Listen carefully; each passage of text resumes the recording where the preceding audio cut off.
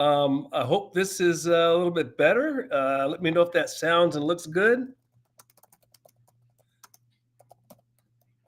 I'm just typing in, can you hear me? Somebody give me a chat and let me know if you can hear me and see me. In any case, so I will start. We're talking about the latest, the federal government stepping in and blocking federal grants to help out. Fantastic. Sounds like you're outstanding. So, Ecumenical Ministry was given a grant for $300,000 every 2 years, and grant was basically taken away, and the federal government's no longer fashion. Now, on the one hand, you immediately feel bad. You feel your heartstrings for these groups that are looking to help, illegals and that sort of things. But then two things come to mind once you get past your feelings. The first thing is that they're basically taking money from American citizens and giving them to people who are not citizens to come into this country. Those American citizens needs help as well, and we're spending our resources in the wrong way. So that's the first thing. The second thing is really a violation of constitutional principles when and Christian principles, really, because the church really teaches that the individual should give money and give things to help people out. It doesn't. The biblical principles are not that the government should do it. The biblical principles are that you as individuals can do it. So this absolves us of our individual responsibility to take care of the poor. It's not the government's job to take care of the poor. It's our job to take care of the poor. So there was my my thought process, on that one. And then that was a little bit so that gets past the local news. I hope that the problems with the computer didn't keep you all from hearing about the wonderful news about street racing in downtown Portland and the lack of police officers, because it is what it is. And yes, Laura, you're absolutely right. We are a nation of laws, even for those who choose not to abide by them a lot of the time. And that takes me to this next thing. And I'm going to see if I can bear with me 1 second here. Well, I'll see if I can't get this article to pull up. And that's this whole subject that I'll call it globalism versus nationalism. This article up 1 second here. Let's see, not the one. Yeah, that is the one. Okay, let's see if this mouse will behave. If it doesn't, I'll just talk to you about it. So, bottom line, one of the things that's occurred is, and this is why this subject is so apropos, I call it globalism is nationalism and Main Street versus Wall Street. So a little bit of history and background on this. So after World War II, essentially the world was in ashes. So if you recall from your history books, Dresden, Germany was burnt to the ground. Tokyo roasted to the ground. Hiroshima and Nagasaki, of course, absolutely blasted. London bombed to nothing. Tokyo in shambles. Shanghai burnt to nothing. Stalingrad, Leningrad, all of Europe basically reduced to ashes. That meant that the only country left, the only combatant in World War II that was still standing, relatively unaffected by this, historic disaster, was the United States. Thank God for two oceans, is all I have to say. So the United States was really left unscathed by all of this. But in Christian mercy, rather than just reap the wealth off of all of these other countries that were in ashes, the United States put plans in place to help them rebuild. So think about things like the Marshall Plan to rebuild Europe, the way that the United States helped rebuild Japan, basically creating a situation where that became the number 2 by gross national product country in the world, till recently surpassed by Japan. Built up NATO to basically defend them from big bad USSR. So all of those things the United States did to help the rest of the world. We allowed them to put tariffs in place to protect their economies so that they could recover in the post-war world. And then in the early 90s, we put NAFTA in place to allow Canada and Mexico to take advantage of us even more to help their economies, not thinking about what that was doing to our own economy. So the largesse of the rest of the world, we've been sharing in spades. And what do we get in return? Now that they're on their feet, our working class has been completely knocked out by this stuff. So 90,000 factories have been closed since NAFTA went into play back in the early 90s. 4.5 million jobs factory level, high paying blue collar jobs have left the country as a result of NAFTA. So that's what we've gotten in return. And you don't need a bunch of statistics and a bunch of pointy heads to tell you this. As you drive about the country, as you go into these small cities, you can see it for yourself. You'll notice that places where there's no young people anymore, because they had to leave because there's no jobs for them to stay at home and raise their family. You think about the big industrial cities in the country of the past that are now a shambles from what they used to be. You think about places like Akron, Ohio, tire industry, pretty much gone. Detroit, auto industry, pretty much gone. Coal, West Virginia, done. Lumber, Oregon and Washington, done. You just go down the landscape, furniture in North Carolina, done. We don't build anything anymore. And who suffers from that? Well, the blue collar folks, the middle of America. We even got a center of the country that we call the Rust Belt, which is pretty much named after how we've destroyed them. So, so the question you got to ask yourself is why are we still paying tariffs? Why are we still paying for the defense of countries that don't need or claim they don't need our defense anymore? Progressives worry about Wall Street, and that's all you hear in the media anymore is about 20% of people who own stocks. The stock market this, the stock market that. Well, the reality is 80% of the public does not own stocks. The 80% are the ones who got killed by this mass destruction of jobs before we let other countries take us to the cleaners with these surpluses. And so what I think we're undergoing, and this is one of the most tremendous things that's going on right now with the Trump administration, is what I'll call the massive reset or the Great Reset. Now, some of you might remember back in the 2020 when Time magazine published that article that was entitled The Great Reset. Well, they were thinking about the Great Reset in terms of them basically taking over the world, one world government crowd. Well, what Trump has done in his second term is he's reversed all that. The Great Reset is all about working class America taking back the country for themselves. And what these tariffs are doing, they're setting the stage to basically force those countries or force those companies that fled to come back to the United States. You want to make money? Yeah, you can build your Toyotas, but you're going to build them in the United States. You can build your Mitsubishis, but you're going to build them in the United States, right? You can build your Mercedes-Benzes, but you're going to build them in the United States. And I hear from another people who travel, and I saw a couple of reporters basically speak to this fact. But you go to Germany, you don't see any American cars on the streets. You go to Japan, you don't see any Chevrolets, you don't see Buicks, you don't see Fords. But you walk out your door here in the United States, you see every car in the world on the street. And the reason for that is they protect their industries, but they've killed off the market for us to have a market. So our working class is completely harmed by that. And that's the sad fact. The people at the top, they don't care because they don't feel it. If you're part of that 20% that owns the stocks, chances are you make enough money that you don't feel it. You get to live in places like Bellevue, Lake Oswego, Palos Verdes, Hyde Park. You live in the usual places. And in those places, you don't have neighbors who suffer from this. You live a life where you never would see them and you don't care. And it's too bad for me to say that, but that's essentially what's happened. I call it the atomization of the United States. But the great thing about what Trump is doing is he's helping that 80% that reside in the middle. Those are the people who put him in office, and those are the ones who reap the benefit from this situation. And make no mistake about it, this is not a trade war that was started by the United States. These people have been at war with the United States for the last 80 years, taking advantage of this country's largesse. And we finally had a president with enough cojones to stand up and say, no more. And it's just great to watch him do a masterful job of taking care of this. And back to this Great Reset, I think we might be living through the greatest transformational event since the Civil War in 1860. If you go back to 1860, it was Republicans versus Democrats then. It was North versus South, and that was a war over race. You forward to the year 2025, and it's still Democrats versus Republicans, same parties. This time it's a war over class, and this time it's Main Street versus Wall Street. That's who's really at war here. It's progressive elites versus the common man. And you all know this to be true, and you can hear it in your language. You can hear it in the language. I think a lot of us were shocked, although most of the blue class knew it to be true, when Hillary Clinton referred to them as, what was the term she used? Deplorables. Now, it was shocking because she said it out loud, but the reality was we all know that's what they think. And you think about the jokes that people make all the time. It's not an accident.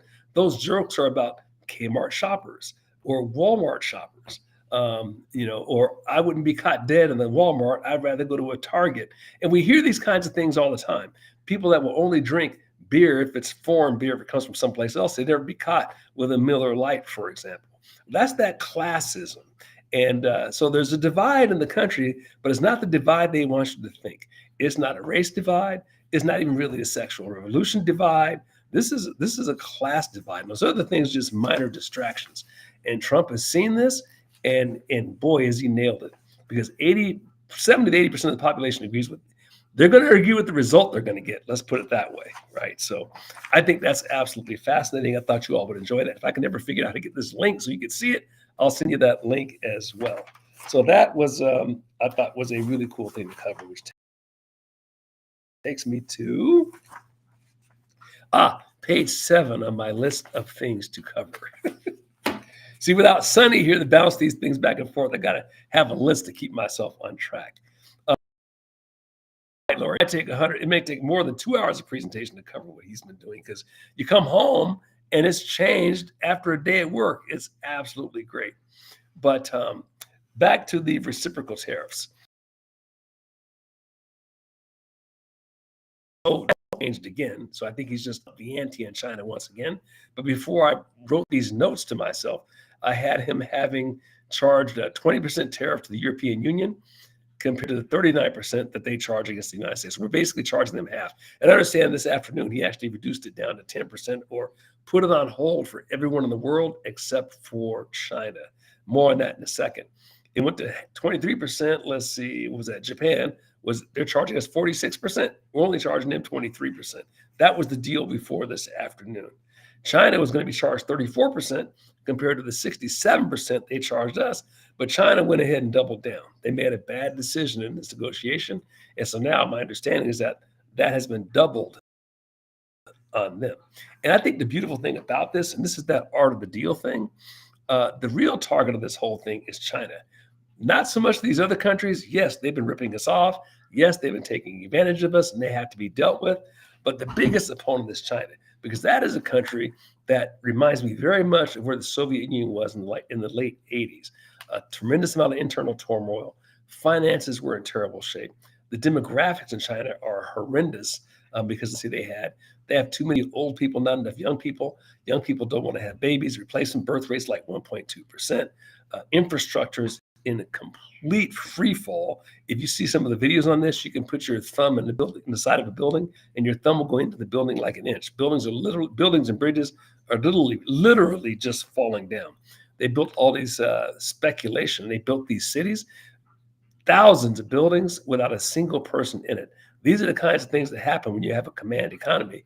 And so what Trump is doing with this tariff deal is what I'll call, it's a form of asymmetrical war. So what he's looking to do is basically push them hard enough, not so hard that it completely disintegrates into civil war or into massive famine or starvation, but hard enough that the people rise up and say, we got to have a change, which is very similar, if you recall, to what Trump did back in the late 80s. With the implementation of Star Wars, Gorbachev realized there was no way that they could compete with that. They were spending 30% of their gross national product on defense, and we were spending only like 4 or 5% and destroying them. And that's essentially the situation that China finds itself in now. And we'll see how long it lasts, but I don't think they can last very long like this. And there's a lot of turmoil at the top of the Chinese government as well. And these things aren't being reported in the media. So there's a lot of pressure going on with that. Then this other, and I hope to cut and paste this, but I can't get this computer to work, and I don't want to risk causing this thing to crash. And that's Trump's Art of the Deal. Now, I don't know how many of you all actually read that. It's been about a long time, probably 20 years since I read that. But in that Art of the Deal, there's like 11 points that he makes. And if you look at how he's been behaving, you can see so many of these points being played out. So I'll just kind of walk you through a few of them. Number 5, what's leverage is everything. If you look at his first 60 days in office, he's basically spent all his time securing that leverage. It's such a blessing that the left screwed him out of office in that first term. It didn't feel like it back then, but it gave him 4 years to plan strategically how to deal with these people and put a day-by-day plan into place. I think we're watching that play out. The second one was that executive energy order was phenomenal. Again, one of those underreported things. But when you look at that, um, and I saw there was a live video conference with him talking to coal miners the other day. That will permanently secure the blue collar vote in Pennsylvania.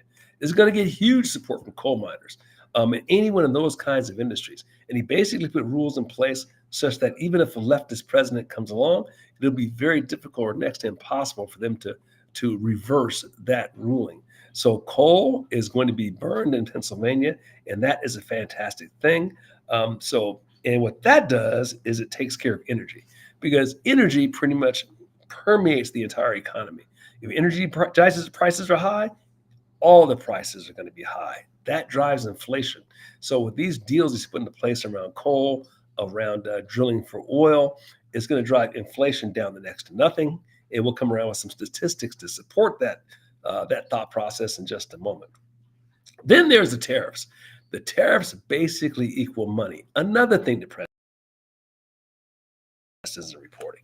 So Trump said in that speech he gave the other day that we're basically from tariffs already. That's $700 billion a year that this economy will be getting a direct infusion from these foreign countries. What funds that he can use to eliminate the income tax for people earning less than $150,000, to basically have no tax on tips, to basically take away so there's no tax on Social Security. And if he's able to do those things, you're talking a generational shift that it'll take the Democrats 40 or 50 years to recover from. If you can provide that kind of a thing, people will never, ever forget it. That is absolutely earth-shattering, and I fully believe that that's the play, that's the long-term chess move that he's looking to play, which is absolutely, brilliant because it's strategic and it's difficult to undo. So here's just a couple of more recent statistics. The U.S. labor market has surged in March, and you're not hearing this in the national news, 228,000 jobs. So 228,000 jobs, in March increased. Here's the other thing. The price of oil went down 7%. I bet you're not hearing that anywhere. So already we've seen the result of more coal, and this is just that the market's anticipating what happens when you do these things. The actual thing hasn't happened yet. It hasn't had enough time for us to actually do more coal. Oil. This is just the thought's going to happen. And the prices are already dropping. And that means inflation his popularity even more. So amazing as this is to think of since a long time on the congressional side. U.S. Republicans on the farm voting in lockstep with the president have to win. That's what they are. No matter how much they hate each other, when it comes time to vote, they will vote lockstep. So this is great because finally Republicans have learned from the playbook of the masters. But it took Trump pretty much orchestrate that. So that's that part. Then one other thing too I wanted to point out was what an important strategic move this is to have our manufacturing come back to the United States. Because if you're going to have an adequate defense, then you have to build your own stuff. Can you imagine going to war to China and saying, hey, China, we need to buy some aircraft carriers. We don't have a manufacturing capability to make that here. Can we buy some from you? Or how about Iraq? Iraq, we don't know how to make missiles anymore. Maybe we can buy some missiles from you. No, you're never going to sell you those things. This is just common sense. So by outsourcing our capability to defend ourselves, eventually you become defenseless,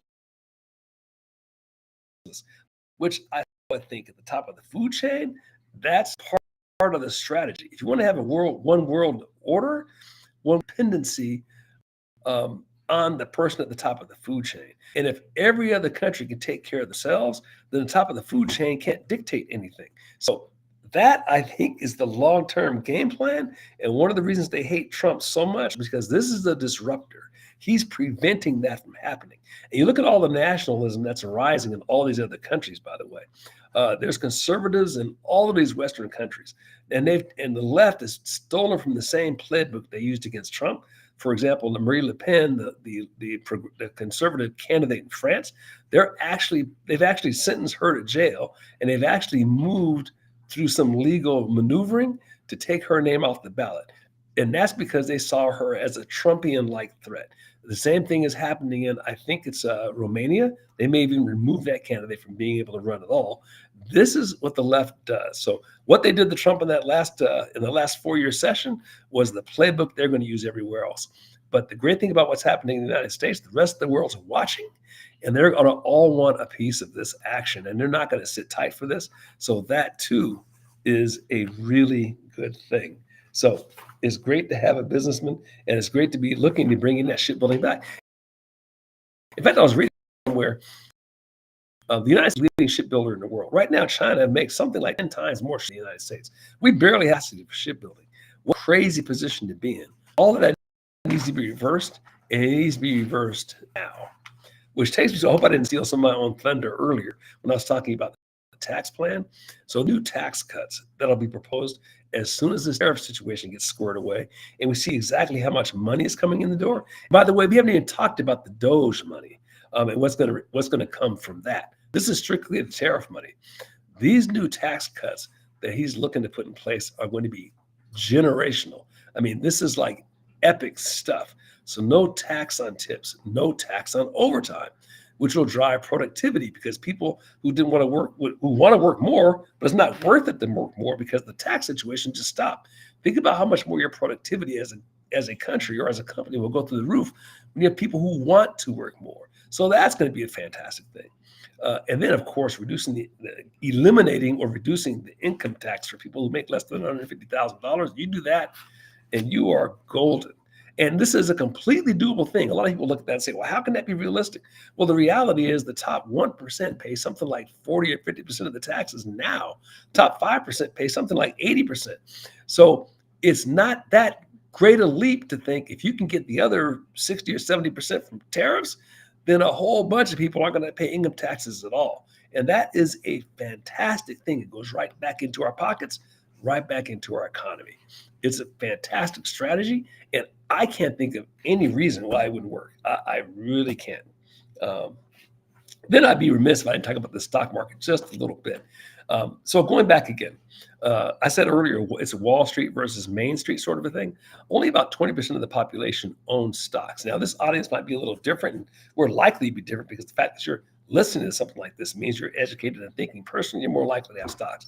But the vast majority of the country doesn't have stocks. So all of this talk from the media about stocks, you got to realize, first of all, they're the mouthpiece of the progressive left. And they own the vast majority of those stocks. They're the elitists. They're the ones that are hurt by the gyrations in the stock market. The average Joe doesn't care. He doesn't have any stocks. It sounds like a bunch of problems of the rich. And he'd be right in thinking that, because what's happened is the progressives who benefited from jobs leaving the country, the stock market has just gone through the roof over the last 20 years. So they benefited from this stuff. They're not the ones whose sons and daughters have gotten laid off, or who can't afford to buy a house, or have to live in the neighborhood where there's gunfire every night, or have to move into a mobile home because they can't afford anything else, or got to worry about sending their kid to a school where there's gunfire all the time. Because these people are in a position where they basically buy themselves out of that situation. So they have nothing in common with the common man. And then they start looking down on them. And then they start thinking of them as deplorable. And then they think they're better than them. And then they think they have more in common with the guy on the other side of the ocean. So the guy in Tiburon, California, thinks he has more in common with the guy in Paris, France, some upper class neighborhood, than he does with the person down the street who lives in East Palo Alto. And the same thing could be true in pretty much any community. You know this to be true. The person in Lake Oswego has nothing to do with the person that lives in far out southeast Portland. The person in Bellevue has nothing to do with the person who lives in the downtown Tacoma area. They think they have more in common with people someplace else. And that's why they're not nationalists. That's why they're globalists. They start thinking they're better. Therefore, they should run the entire kit and caboodle because everybody else is too dumb and stupid. Everybody else is a Walmart shopper. And that's the mentality of the elite. But the regular guy knows this. And it was confirmed from them the minute Hillary let that word deplorable slip through her lips. It was just a confirmation of what they already suspected. And one of the greatest things about this reset, it's going to be a reset, all right, but not the one they thought they were going to get. So that is a very cool thing. And then I thought I'd close with this because I think it's another interesting thing about the stock market. I was doing a little research and I saw that you look at this thing, uh, the stock market. So they're calling these what is this? So 20% of the entire market value is held in these software type companies. There's only 5 or 6 of them. So Facebook, Amazon, Apple, Netflix, Google, you add those up, and that's like a third of the entire value of the stock market. It's crazy. And those are the companies that were the ones, for the most part, who really jumped in this progressive madness the most. If you think about it, the leadership of those outfits, now that they've been turned, now they're seeing the light. And as a result of this tariffs, they are the very ones who are bringing tons of business back to the United States. So Amazon, Microsoft, Oracle, SoftBank, Meta, they've announced over the last week that combined over $1 trillion in new domestic investment. That is going to be absolutely sensational for pretty much everyone, but especially for the working class. And so I just thought that was like just a sensational thing to kind of get close to closing on. And then one last item before I go, and I'd be remiss if I didn't talk about these election things that are going on as well, because there's a lot of news on the election front in terms of cleaning up the elections and making them more fair. So in Wisconsin, they just solidified voter ID requirement. They made it a state constitutional line item that you have to have voter ID in order to vote. What an amazing concept. You actually have ID to vote. Can you imagine how much better things would be when you don't have to worry about illegals voting or people who have no ID voting? So that's starting to happen in multiple states, not just Wisconsin. Then there was this great win that happened in Florida. There were 2 congressional races. Both of them won by Republicans, which increased the margin in the House. So now we go from a GOP majority to 220 to 213. So 2 more votes, every vote counts. That was a great win. Then North Carolina had this other voter integrity issue, and this went very well as well. So an appeals court ordered voters to verify information in a contested North Carolina election. So there was a judge race, Judge Griffin, Republican, ran for this Carolina Supreme Court against Allison Riggs, who was a Democrat. He ended up losing by 700 votes. So they took this thing to the next level in court, and he argued that about 65,000 people who voted in the election were ineligible to vote because they had no proof of ID that they were even registered to vote in the state. Not even the last 4 digits of Social Security, not a driver's license, no nothing. And remember, North Carolina is a red state, but most of the 65,000 unverified voters are registered as Democrats. Now, how in the world does that happen? What is the probability? What is the statistical probability that happens? It's the cheating again. So that's why it's so crucial that we get this cheating thing squared away and get this voter ID passed so that we can start getting ourselves in a position to have fair elections. And the good news is, like 75% of the population agrees, in spite of what the left says, that you got to have voter ID to make for fair voting. And we're on the right side of so many issues in terms of how the public thinks. The public doesn't want men and women's bathrooms. They don't want men and women's prisons. They don't want, so many issues like that just down the line. They don't want DEI. They don't want, the racism in the classroom. They don't want any of that stuff. And so all we have to do is just argue for the truth, and the truth is on our side, and long term, we will win. So let me close with that thought. Keep the faith. I hope you all had as much fun as I had. I apologize for the distraction with regard to this media issue, and I'm going to get this computer thing squared away, so it'll be much smoother the next time around. But thank you very much for listening in, and go America. Thanks much, you all. Take care. Good night.